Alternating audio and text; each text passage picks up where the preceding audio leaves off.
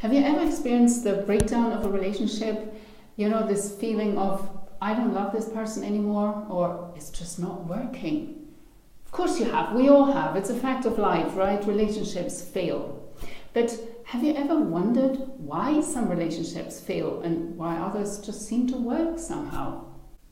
I'm Tina Helmut, I'm a Celtic expert, and in this video I share with you the view that the ancient Celts had on this particular issue, because just like us, they were interested in having long-term relationships, believe it or not. Even 1,000 years ago, people essentially wanted the same thing as us nowadays, to meet that one special person and to have a relationship that works. Now, before I share with you what the key is that the ancient Celts had to how to have a successful relationship, let me tell you what the killer of a relationship is. The one thing that is sure to destroy any relationship. See, the problem that we have is that we believe in a modern myth. We believe that what the media, what advertising tell us, that once you meet that special someone, that's it. You're just going to be in this relationship forever. Once you've found your soulmate, everything is going to be plain sailing without anything that rocked this particular boat. And I'm here to tell you that is simply not true. Okay, that is a myth. And if you believe that, your relationship is very likely doomed to fail, because relationships do need work and they need us to be willing to change and to grow with the other person if we want them to last. But there is also something else that's needed for a successful relationship, and that's found in an ancient myth. And this ancient myth I want to share with you today. It's the story of how the biggest hero that Ireland ever saw, a young man by the name of Cuchulainn, and if you've watched any of my previous videos, you've come across him already. His name means Culainn's hound, and there's a wonderful story how he comes by this name that I've shared in a different video, but for now you just need to know that is what he's called. And he is somebody that the ancient Celts looked to for guidance.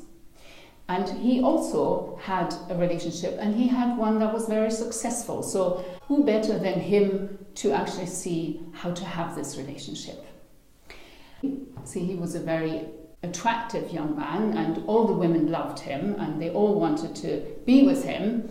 And this caused a bit of a problem in Ulster, because essentially the women all wanted this man, and the other men had a problem. So they said, look, this young man needs to have a wife, okay? Because once he has a wife, that'll be it. So the king, Conchobar, who was actually the uncle of Cuchulainn, said, okay, fair enough, I'm going to see to it. So he sent out 9 men who searched all over Ireland to see if they could find a suitable wife for Cuchulainn. Unfortunately, after a year searching, they came back with nothing. None of the women they could find were suitable. Cuchulainn said, fair enough, I'm going to look for her myself. So he put on his best clothes and he got onto his chariot and he rode out. At some point, he came across a place where he saw a group of young women sitting and somebody else in the middle, other young woman in the middle. And she was just superb. She was beautiful. She had a wonderful, beautiful, melodious voice. She was able to speak well. She was good at embroidery, and she was also clever. She was surrounded by the daughters of the local Breagio, which we talked about in a different video, the daughters of the local hospitallers. And when she saw Cuchulainn, she started to talk to him and he to her. Her name was Eivor, and Eivor actually engaged in this incredible verbal contest. It was almost like a sparring contest full of riddles and sort of allusions that nobody apart from those two could understand. And by the end of it, everything was clear. They were engaged. It was nothing else but a veiled way of courtship. It was a verbal courtship. And there were, of course, problems with them, until they actually finally did get married. And after that, Cuchulainn never strayed again. And they had a very successful marriage.